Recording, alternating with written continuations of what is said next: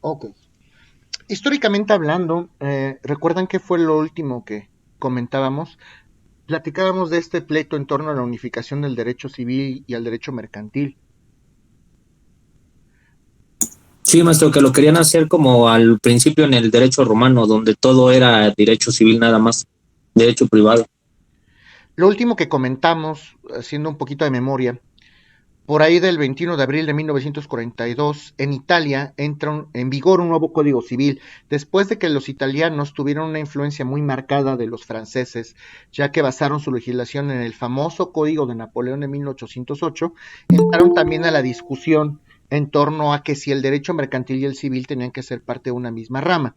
Entonces, Italia crea un nuevo código civil donde se regían todas las disposiciones referentes al derecho civil y al derecho mercantil. Es decir, las leyes civiles y las leyes mercantiles se rigieron en un solo código en Italia. Sin embargo, el derecho mercantil resultó ser tan vasto que esto no fue necesario. Por más que lo intentaron, el derecho mercantil creció desmesuradamente y existió la necesidad de hacer un cúmulo de disposiciones o de leyes especiales. De esta manera, platicábamos de la ley cambiaria del 14 de diciembre del 33, la ley sobre cheques del 21 de diciembre del 33, la ley de quiebras del 16 de marzo del 42, y platicábamos de un autor llamado Bengolea. Según Bengolea, en Polonia y en Líbano solamente existió un código civil, o sea que ellos sí lograron unificarlo. En Brasil se intentaba unificar el derecho mercantil a la parte de obligaciones del derecho civil, sin embargo no se logró. Y hablábamos de estas comisiones que se desarrollan en Francia para la redacción de un código civil y de un código de comercio. Y finalmente el 9 de enero del 48 se crea una comisión en Francia para redactar un código civil y se discutía en esta comisión si era necesario o si resultaba necesario unificar al derecho civil y al derecho mercantil o no. Por su parte, los países escandinavos solamente concebían al derecho civil como parte del derecho privado. En Holanda no hay una unificación formal, se tiende a la unificación en Holanda, pero todavía se hace una distinción clara entre las figuras civiles y mercantiles. Es decir, tampoco se dio o se pudo consolidar esta división entre el derecho civil y el derecho mercantil. Sin embargo, los holandeses no hacían una distinción formal entre los actos de comercio y los actos civiles, y tampoco había una distinción entre el concepto de comerciante o el concepto de particulares. En todos estos casos, comentábamos que se distingue claramente la influencia del derecho romano, del derecho privado, ya que se encontraba unificada esta rama del derecho privado en Roma. Esto ya lo habíamos comentado. Ya cuando se empiezan a desarrollar estas ideas en torno a el criterio subjetivo, el criterio objetivo, el criterio de la finalidad para distinguir si un acto era mercantil o no, es justamente en el medioevo o en la época de la Edad Media. Y eso fue lo último que vimos. ¿Alguien tiene alguna duda en torno a ello?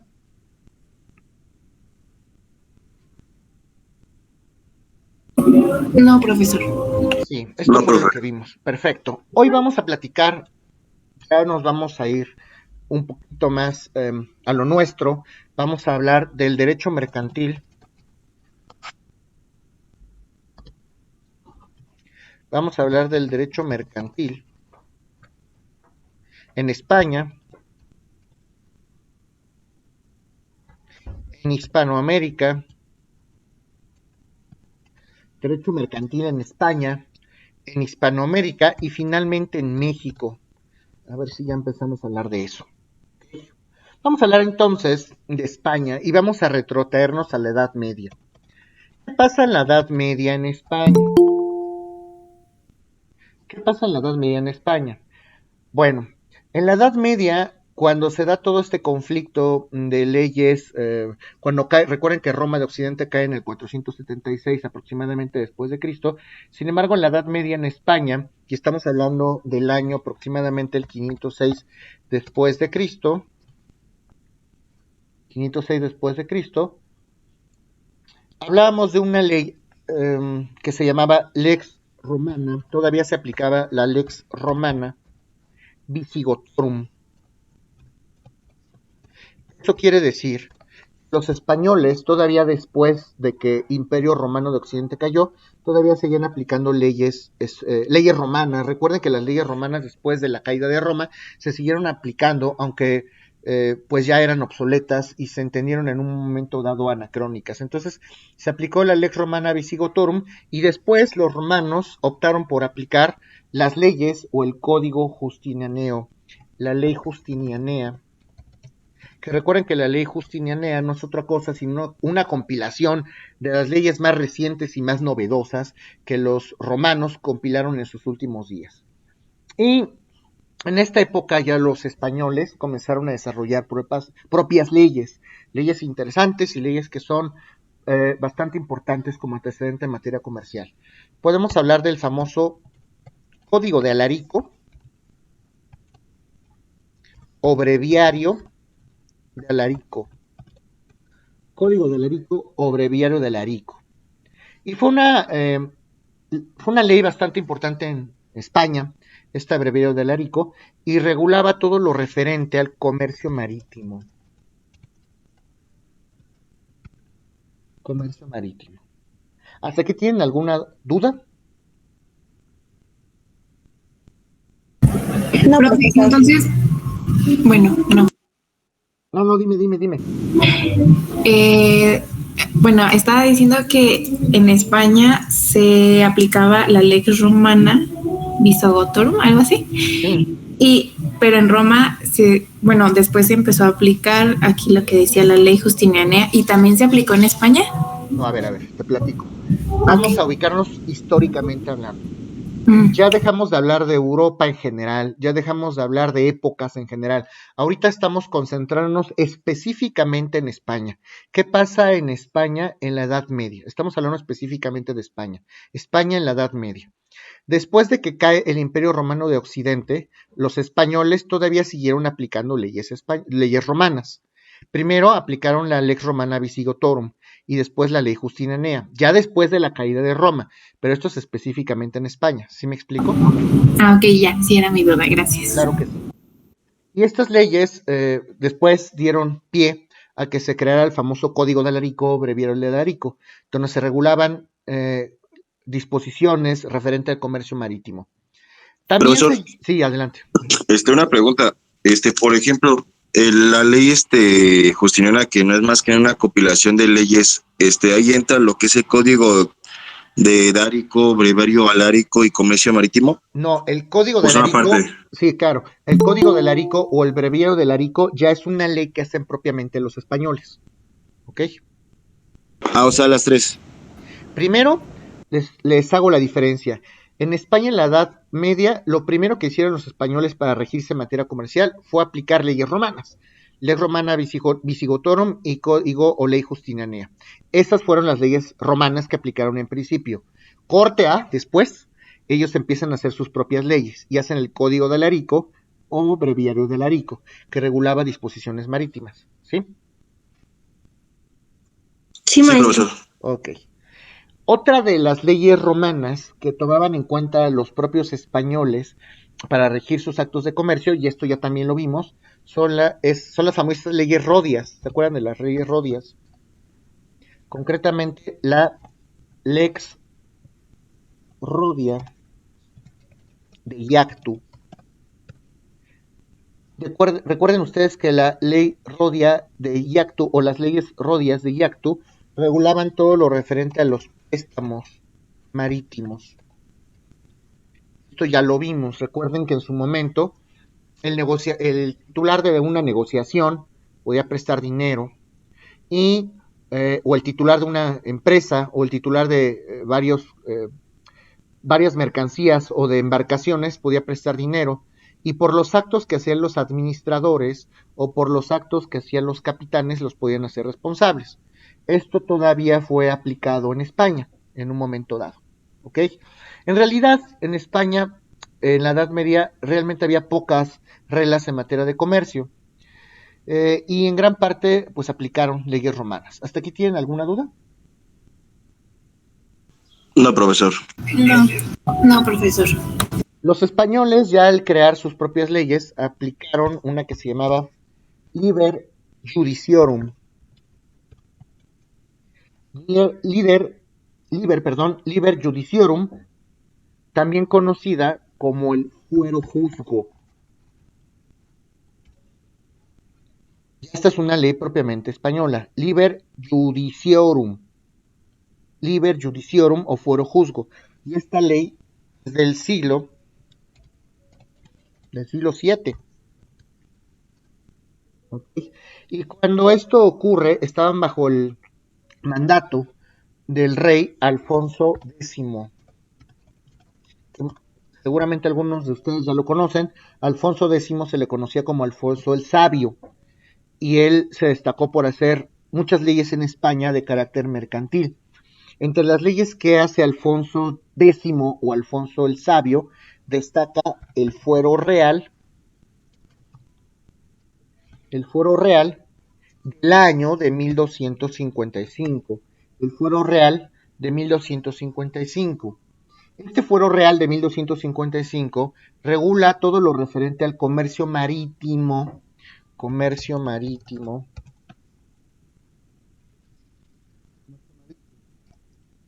Pero era muy vasto este fuero real, contenía un montón de leyes y un montón de disposiciones. Y luego en un lugar que se le conoció como la Quinta, en la Quinta se reduce el contenido legislativo del fuero real y se crean, por fin, las famosísimas 7 partidas de Alfonso el Sabio.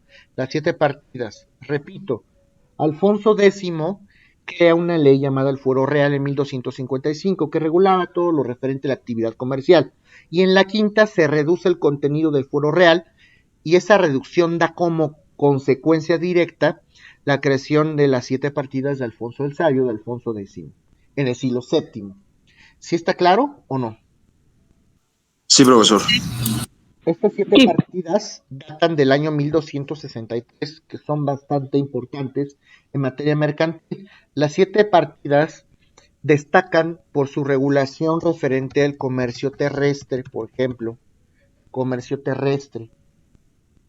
Y estas 7 partidas también se crean para proteger a los comerciantes de varias cosas. Para proteger a los comerciantes de aquellos actos que los bandidos podían cometer en su contra, como el robo de mercancías, como los asaltos, y también para empezar a protegerlos de todas aquellas injusticias que se cometían en los juicios mercantiles.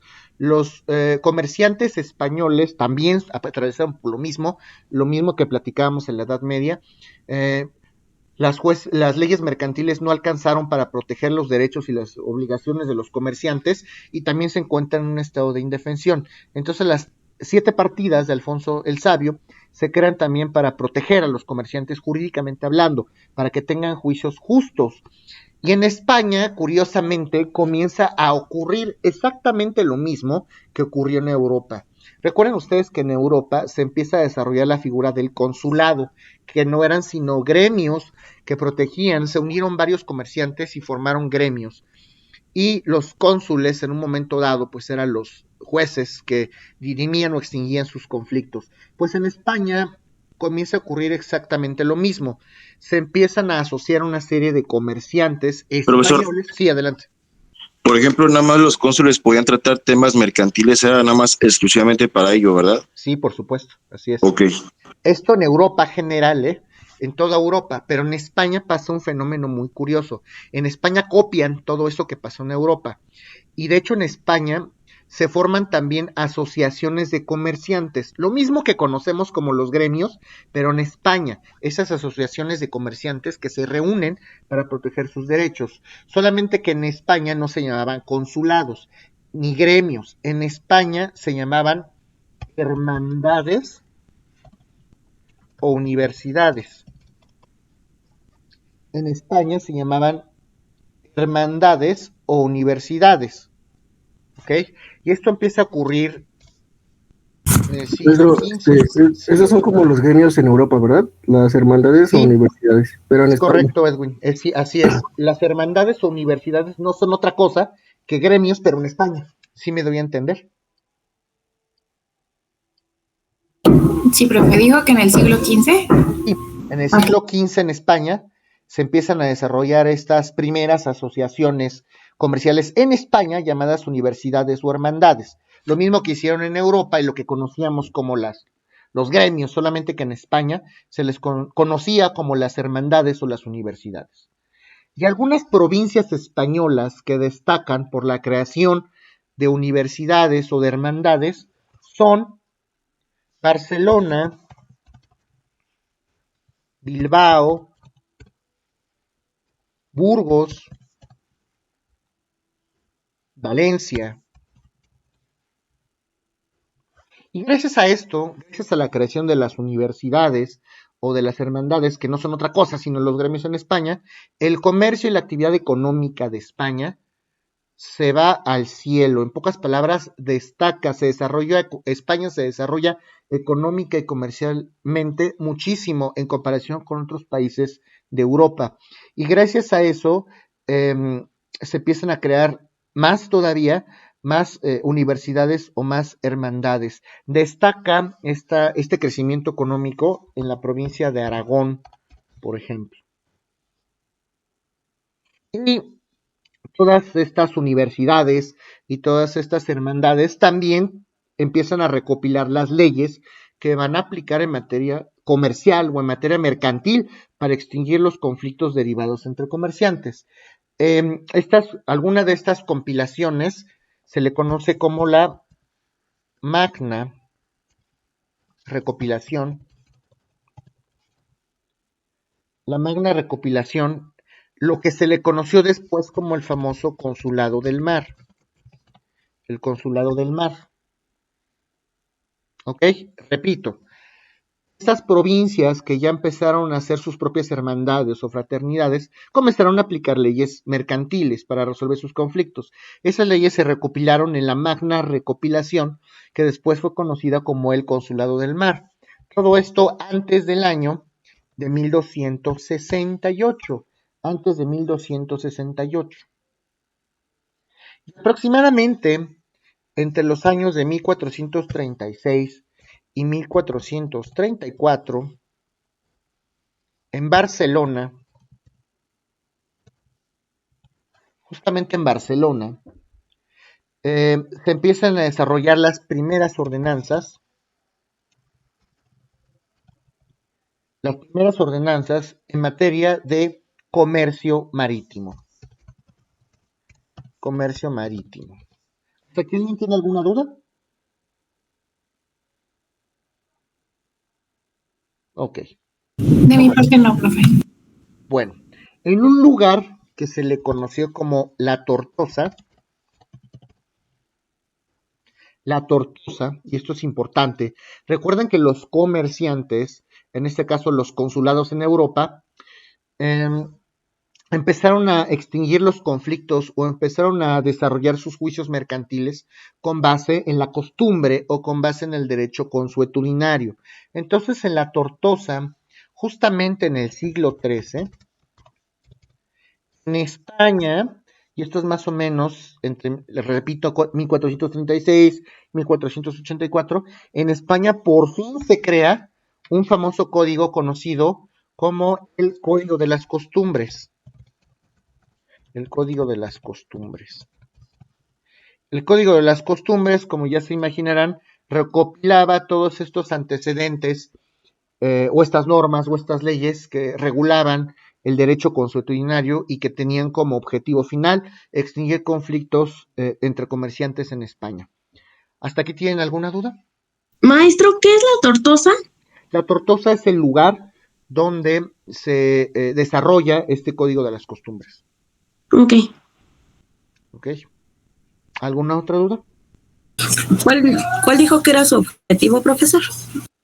El objetivo del Código de las Costumbres es recopilar todas las leyes. Recuerden que los comerciantes o los tribunales mercantiles lo que hacían era juzgar a los comerciantes con base en la costumbre o con base en las normas que se derivaban de la costumbre. Gran parte del derecho consuetudinario en toda Europa es justamente eso. ¿Cómo juzgaban a los comerciantes? Pues con base en las costumbres o con base en prácticas de juicios anteriores. Todas estas costumbres fueron recopiladas en el Código de las Costumbres ya para que estuvieran codificadas. ¿Sí está claro? Sí, profesor, gracias. Ok. Luego damos un poco el brinco. Vamos a hablar de la Edad Moderna. La Edad Moderna en España. ¿Qué pasa en la Edad Moderna en España? Igual que en Europa, comentábamos que se fortalece el concepto del Estado. Entonces, cuando se fortalece el concepto del Estado, de pronto todos aquellos gremios en Europa o aquellas universidades o hermandades en España corren un grave peligro, corren el peligro de desaparecer. A ver, ¿para qué voy a necesitar un gremio o para qué voy a necesitar una hermandad o una universidad si ya existe el Estado, que es quien va a regir o quien va a extinguir todos los actos todos los pleitos de los comerciantes o de los mercaderes? Entonces se fortalece el poder real. Recuerden que España es un reino. Se fortalece el poder de la corona en la Edad Media porque ya se consolida la figura del Estado y los, eh, los hermandades y las universidades tienen dos opciones. O permanezco autónomo como universidad o como hermandad y con orgullo, o me asocio o de alguna manera busco ser compatible con los intereses del Estado para seguir subsistiendo. Entonces se fortalece el poder de la corona, obviamente porque lo que les estoy comentando, el Estado cobra gran fuerza y todas estas universidades, todas estas hermandades tienden a unirse a las coronas o a la corona del Reino de España y las primeras hermandades que se empiezan a unir a la corona son de las provincias de Castilla, de Aragón, Castilla y Aragón. Aquí estas primeras hermandades, vamos a hacer mejor pactos pactos con la corona, porque si no sigo las órdenes del Estado, pues vamos a desaparecer. Entonces, gracias a esta incorporación o a esta homologación por parte de las universidades, por parte de las hermandades a la corona, se requirió que estas universidades reafirmaran o fueran reafirmadas. Lo que hacen entonces es, ya me reconoce el Estado, yo como universidad, ya como hermandad, ya existo formalmente, el Estado me está reconociendo la existencia. Y esa es la finalidad que tienen estas universidades o hermandades. Como yo no quiero desaparecer, voy a unirme al Estado, los intereses de la corona. Y me voy a unir y esto va a provocar o va a traer como consecuencia directa que yo me fortalezca, que se reconozca formalmente en el Estado mi existencia como hermandad o como universidad, que finalmente son gremios en España, para que ellos conservaran su valor jurídico, así como los tribunales mercantiles, pues tuvieron que unirse al Estado. Entonces, recuerden que en toda Europa estos gremios se regían por leyes consulares, por cónsules que eran los que dirimían los conflictos de los comerciantes en la Edad Media, y en España pues finalmente tuvieron que asociarse a la corona. Finalmente, en el año de 1494, los reyes católicos los reyes católicos dotaron de poder o le dieron poder a la famosa Universidad de Mercaderes. Una universidad o un gremio español llamado la Universidad de Mercaderes. En 1494 los reyes católicos le dan poder, le reconocen su poder a la Universidad de Mercaderes, que está ubicada o que estuvo ubicada en Burgos. ¿Y para qué les dan facultades los reyes católicos a esta Universidad de Mercaderes? Pues finalmente para tener jurisdicción, ojo. Por fin la corona autoriza a una universidad para que pudiera resolver, cual si fuese un juez, conflictos en materia comercial a esta Universidad de los Mercaderes, para resolver problemas entre mercaderes y obviamente para hacer cumplir las leyes mercantiles, que seguimos trabajando con las famosas ordenanzas. Las universidades lo que empiezan a hacer entonces, por instrucciones de los reyes católicos, es extinguir, conocer pleitos, conocer juicios de mercaderes y aplicaban las ordenanzas justamente para satisfacer las necesidades de la mercadería, para satisfacer las necesidades de los comerciantes. Siempre, aquí nada más había un candado, siempre que las universidades fueran a resolver o a juzgar un asunto mercantil, necesitaban una confirmación, o en pocas palabras, un visto bueno de la corona española.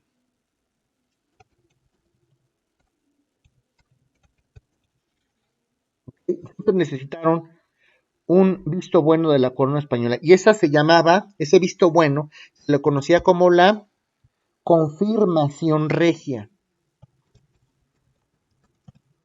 Entonces, repito, la confirmación regia era el visto bueno que daba la corona a aquellos conflictos que resolvían estas hermandades o universidades al momento de extinguir un pleito o un juicio. ¿Hasta aquí tienen alguna duda? O sea, esta confirmación regia era ocupada para los conflictos mercantiles, pero ¿en qué aspecto, por ejemplo, de vulnerabilidad? O es que no entendí más o menos ese aspecto. Claro. Las universidades, por ejemplo, vamos a suponer que la Universidad de Mercaderes, gracias a los Reyes Católicos, ya estaba facultada para resolver, como si fuera un juez, conflictos entre comerciantes. Pueden ser de varios tipos: conflictos derivados de letras de cambio, conflictos entre mercancías, conflictos de adeudos, conflictos de cheques, cualquier conflicto de índole mercantil. Entonces ya las universidades, por mandato de los Reyes Católicos, ya estaban autorizadas para ser jueces en materia mercantil, en pocas palabras. Pero la sentencia o la resolución que dieran estas universidades de mercaderes, por ejemplo, esta universidad estaba condicionada al visto bueno de la corona. Ese visto bueno se le conocía como la confirmación regia. ¿Ya me di a entender? O sea, en conclusión, era como para hacer la sentencia ya al final del proceso, todo se necesitaba la sentencia regia, bueno, la confirmación regia.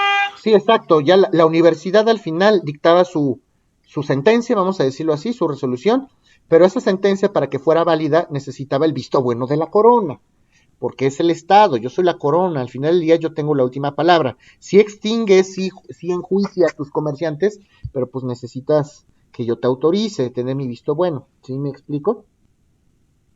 Sí, profesor, muchas gracias. Claro que sí.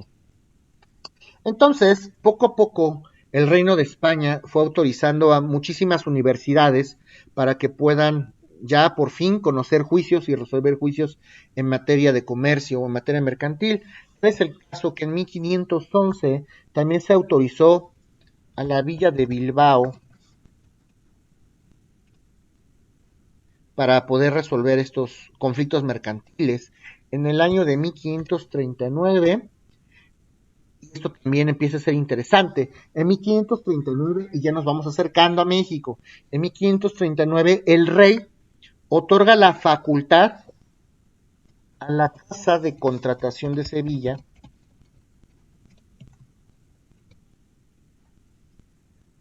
para poder conocer y enjuiciar a los comerciantes. ¿Y por qué les digo que nos vamos acercando a México? Porque la Casa de Contratación de Sevilla era una universidad o una hermandad que se dedicaba específicamente a ejercer actos de comercio, pero en las Indias. ¿Se acuerdan lo que son las Indias? Pues las Indias no es nada más ni nada menos que el continente americano.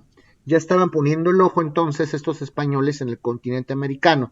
Y al principio la Casa de Contratación de Sevilla quiso monopolizar toda la actividad comercial en las Indias.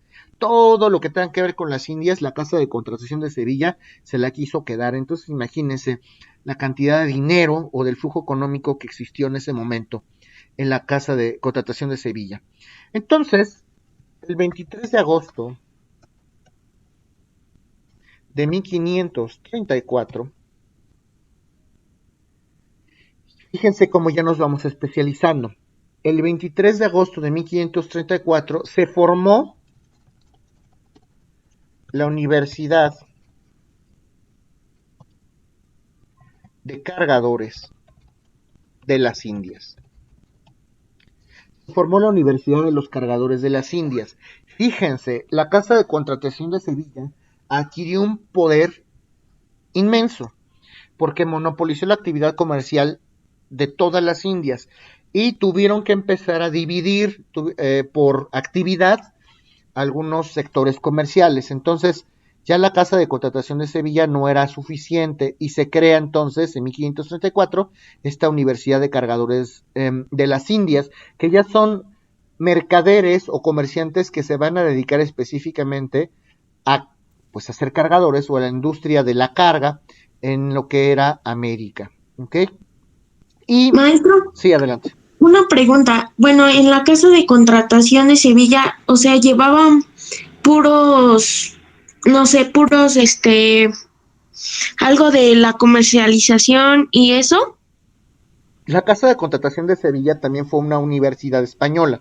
Recuerden que las universidades o hermandades, igual que los gremios en Europa, no solamente tenían como finalidad enjuiciar a los comerciantes, también tenía como finalidad velar por los intereses de los comerciantes y promover en gran medida la actividad comercial. Entonces también hacían comercio, también delegaban a sus mercaderes para que fueran a ciertos lugares y pues desarrollaran, compraran mercancías, las revendieran, entre otras cosas.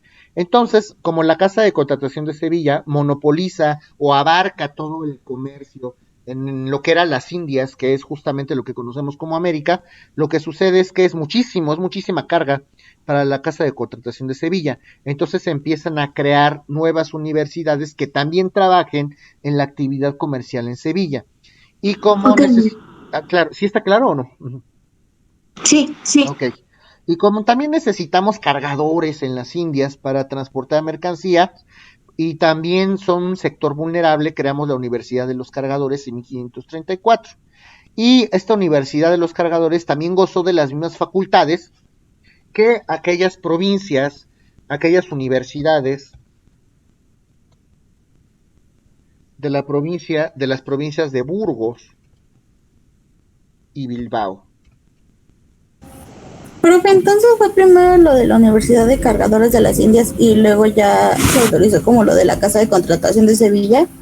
Primero se crea la Casa de Contratación de Sevilla, eso es lo primero, porque ellos monopolizaron y ellos se dedicaban. Pero es que los años no coinciden, es 1539 y 1534 es la formación de la Universidad de Cargadores. Yo también eso lo iba a preguntar. 1539 otorga la facultad, la Casa de Sevilla ya existía, pero en 1539 el rey formalmente otorga la facultad a la Casa de Contratación de Sevilla. O sea, sí, en 1539 finalmente se hace formal en la Casa de Contratación de Sevilla, pero primero... O sea que ya existía, pero no era como tal formal, seguro. exactamente. O sea, la Casa de Contratación de Sevilla ya existía, pero es reconocida formalmente como único mercader en las Indias hasta 1539. ¿Sí me explico? La monopolización del comercio fue antes, fue Sí. más o menos en la época en la que se formó los cargadores de las Indias. Sí. Ah, ok. ¿Sí, ya me entendieron o no? Uh-huh. O lo repito. Sí, ya. Sí, no, sí está bien. Es que sí me revolví con las fechas, pero ya está Sí bien. está bien. Sí. Ok. ¿Alguna otra duda? Bueno, entonces, quedó claro esto, la Casa de Contratación de Sevilla ya existía, después se crean otras tantas y les digo que la casa de esta Universidad de Cargadores de las Indias goza entonces, ya también se le da autonomía en un momento posterior y también ya propiamente esta Universidad de Cargadores en un momento posterior ya puede conocer sus propios asuntos y ya también puede enjuiciar a sus propios comerciantes, concretamente a Cargadores de las Indias. ¿Hasta aquí vamos bien? Sí, profesor. Sí. Ok. Ahora sí, vamos a darle brinco de continente. Vamos a hablar de la Nueva España, por fin.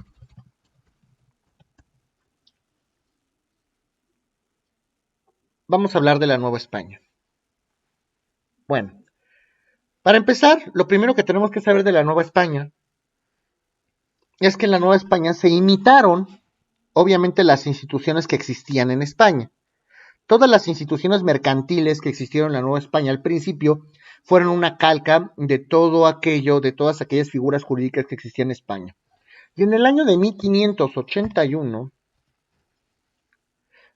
los mercaderes que existían en la Nueva España, por primera vez crearon sus propias universidades.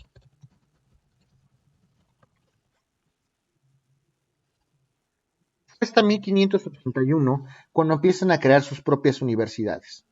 Entonces los mercaderes constituyeron ya sus universidades, pero esto es autorizado, obviamente tiene que ser autorizado por la corona.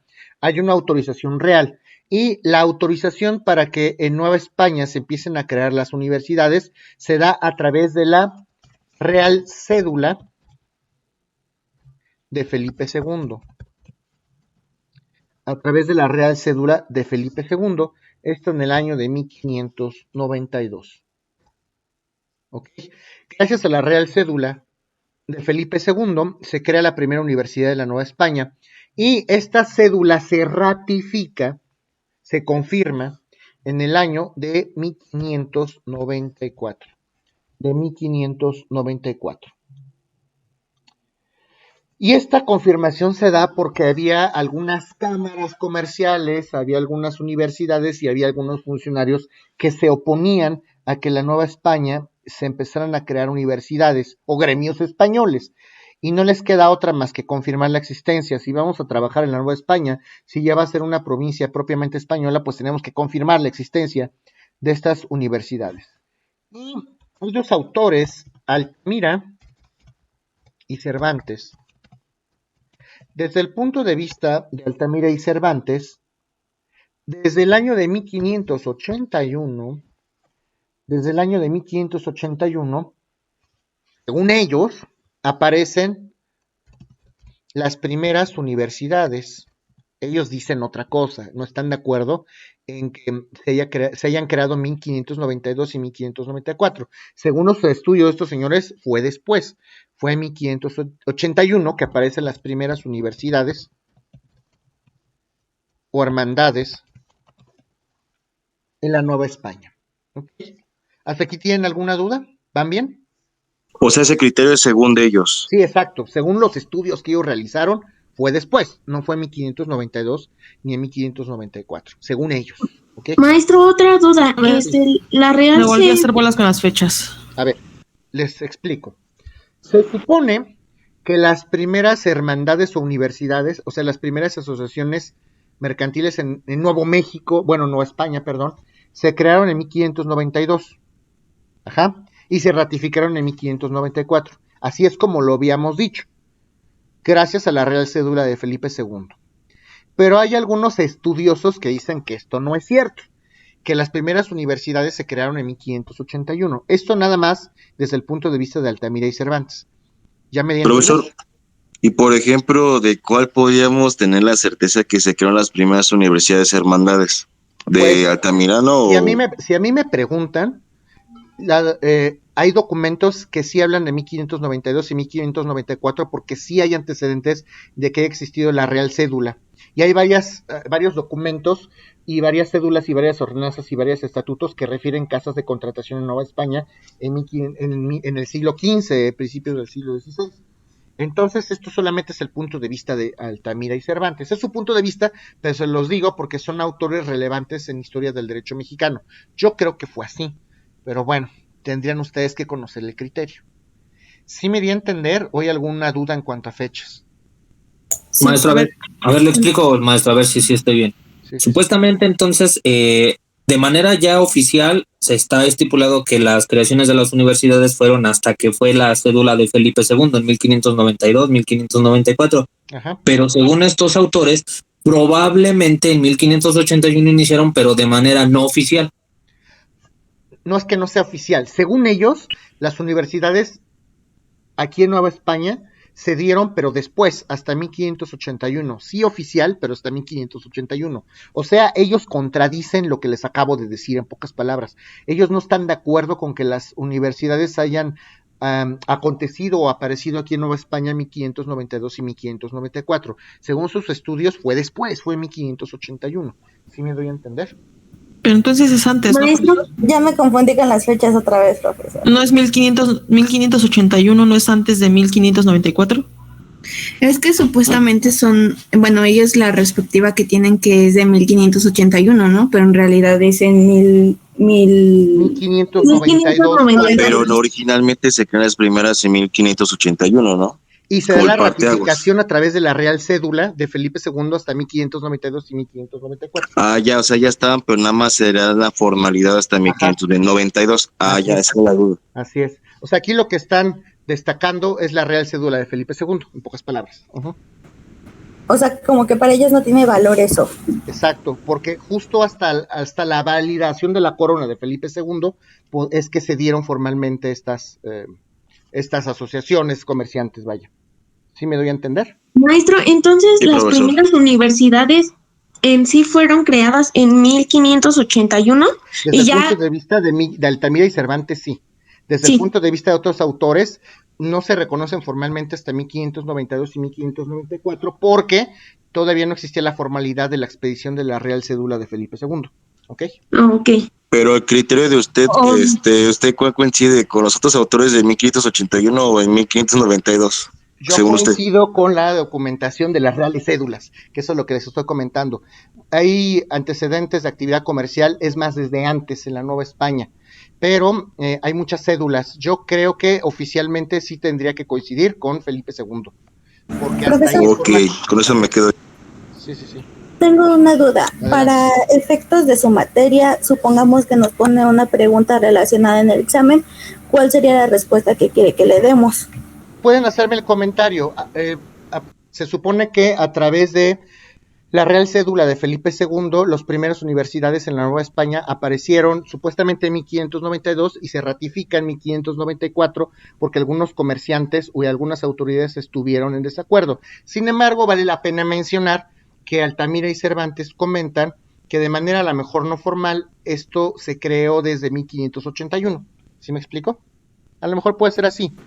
O sea, no tiene que estar de acuerdo con uno u otro, nada más les estoy comentando lo que dicen los autores. ¿Sí me explico?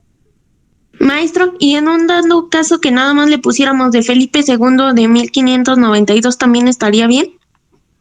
Tienes que explicarlo. Digo, la idea es que lo expliquen bien como se les estoy comentando. Bueno, No entonces, aparecen formalmente. Sí en 1592 y en 1594. Es formal, ok.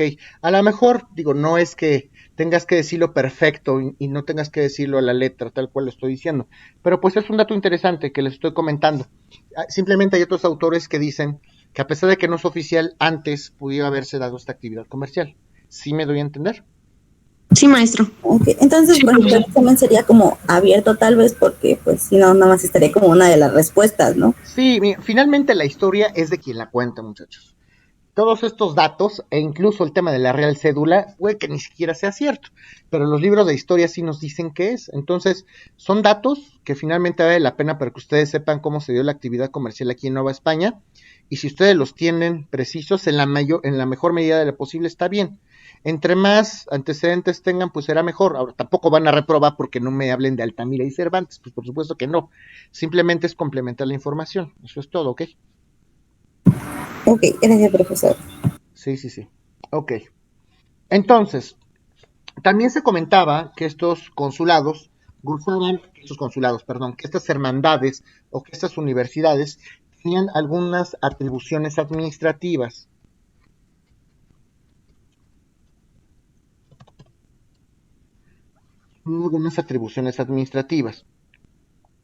Estas hermandades y estas universidades que se rigen ya en la Nueva España aplican, ¿qué leyes aplican? Se aplican las ordenanzas de Burgos,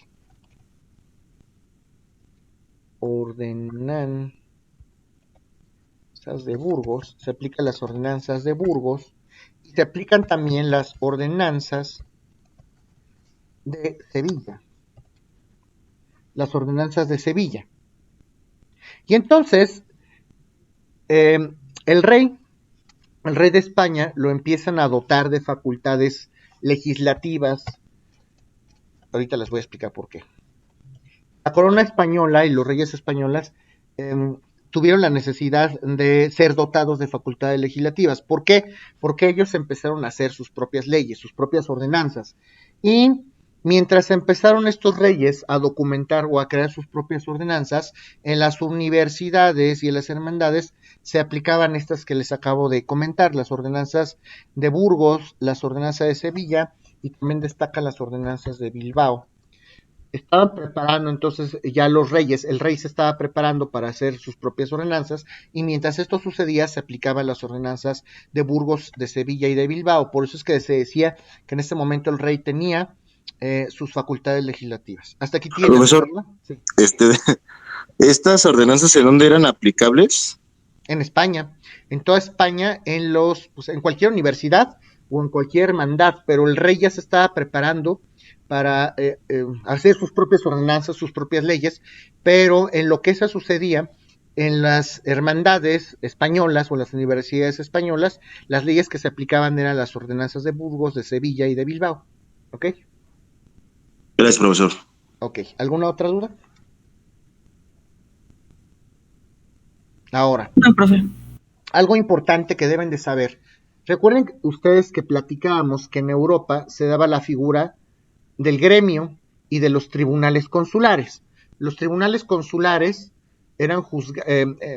juzgaban asuntos a través de un cónsul. Recuerden que el cónsul era el juez en estos gremios o en estas ordenanzas en la Edad Media. En España, recuerden que las cosas tienen nombres diferentes. En España los gremios o los consulados se les conocía como universidades o hermandades. Y las personas que hacían las veces de jueces, las personas que juzgaban a los comerciantes o a los mercaderes, no se les llamaba cónsules, se les llamaba prior. En pocas palabras, el prior era el juez que extinguía los conflictos entre comerciantes en las universidades en España. ¿Sí está claro esto? Entonces, ¿el prior qué era, maestro? El prior era el juez en las hermandades. O sea, los que eran juez en las hermandades. Ya, aquí van a tener como un cónsul, ¿no? Exactamente, es la figura semejante al consulado, al cónsul, pero en las hermandades de España. Así es. Ok, pero es en España, ¿verdad? Es en España, por supuesto. Okay. Específicamente en España. Ok. ¿Sí está claro? Sí, profesor. Entonces, sí, tanto el prior como los cónsules podemos decir que tenían funciones de jueces en materia comercial. Y el prior, igual que el cónsul en toda Europa, tenía, como les comentaba, también funciones administrativas.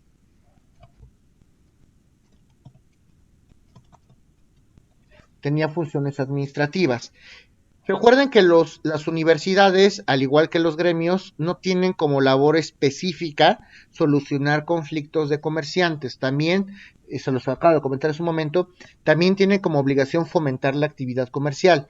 Ellos tienen como actividad proteger y hacer las cosas necesarias para que el comercio se siga desarrollando y siga creciendo. De esta manera se desarrollaron grandes avances en España gracias a la actividad de estas universidades o de estas hermandades. Gracias a la actividad comercial de estas hermandades se empiezan a crear canales de comunicación en España para los comerciantes. A pesar de que no había carros, evidentemente, se empiezan a desarrollar primeras carreteras. Por supuesto que había vehículos, no había carros, pero sí había vehículos. Entonces se empiezan a crear las primeras carreteras y la corona, obviamente, recuerden que a estas alturas del partido, las hermandades, las que todavía subsistían, las hermandades universidades, ya pertenecían a la corona, ya eran formalmente reconocidas por el Estado. Entonces la corona, como tiene que hacerlo, empieza a cobrar impuestos para justificar y para poder erogar estos nuevos avances o estas nuevas rutas comerciales.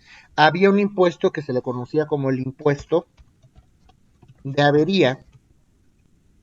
El impuesto de avería lo que gravaba era todas las mercancías de la Nueva España. Si tú, mercader, vas a comerciar, tu producto, por el simple hecho de tener tu producto, vas a tener que pagar impuestos. Entonces lo que hace la corona es subir este impuesto de avería para poder gastar y para poder tener recursos suficientes y fortalecer estas rutas comerciales. ¿Sí me explico o no? Sí, profesor. Prácticamente en esta parte es cuando empieza a tener más impulso el comercio, ¿no? Y es por eso que hace rato nos comentó, no me acuerdo en qué parte fue. Uh-huh. Sí, es correcto. Así es. Profesor, una pregunta. A ver, Luis. ¿Se puede decir que este es el primer antecedente de la recaudación de impuestos, no es así? No, hay muchos. En eso ni me meto ahorita, porque hay muchos más atrás. Desde los romanos había impuestos, desde los griegos había impuestos. Entonces, este es un impuesto específico. No, pero en asuntos mercantiles, solo ya sé que en otras materias. También en Roma había, pero no me voy a meter a lo fiscal porque no es propio. Pero desde Roma y desde Grecia había, pues, impuestos. De hecho, todo aquello, les voy a decir por qué. Porque todo aquello que es ganancia, todo aquello que significa una ganancia para el Estado, necesita ser cobrado, necesita ser grabado por un impuesto. Si tú tienes una ganancia, necesitas contribuir al gasto público. Y por supuesto que los comerciantes tenían ya ganancias, tanto en Grecia como en Roma. Sí pagaban, ¿ok?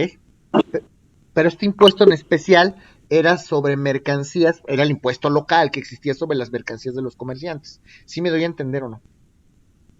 Sí, profesor. O sea, Sí, yo, maestro, una duda, maestro.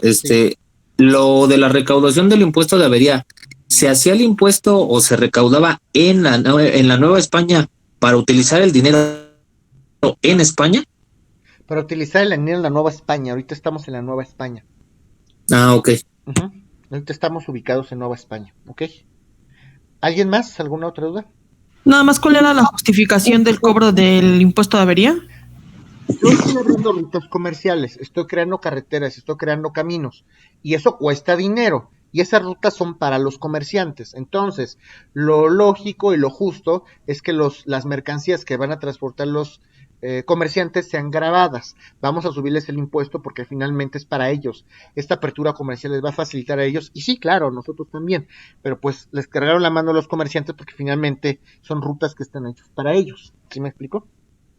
O sea, el mantenimiento. Sí, para el mantenimiento y para la creación de estas rutas, finalmente. ¿Ok? Bueno. Profesor. Sí. Una pregunta. ¿Esto en qué año fue? Esto, estamos hablando, sí, por ahí del año de 1591, 1489, más o menos por esos años. ¿Ok? Gracias. Ok. Bueno, entonces me quedo con 1521, porque en 1489 todavía no sucedía esto. Quédate con la idea de 1521. Ahorita que estoy haciendo memoria, mejor quédate con 1521. ¿Ok? Bueno, entonces, a ver, ¿qué tipo de provincias en la Nueva España destacaron por su crecimiento económico?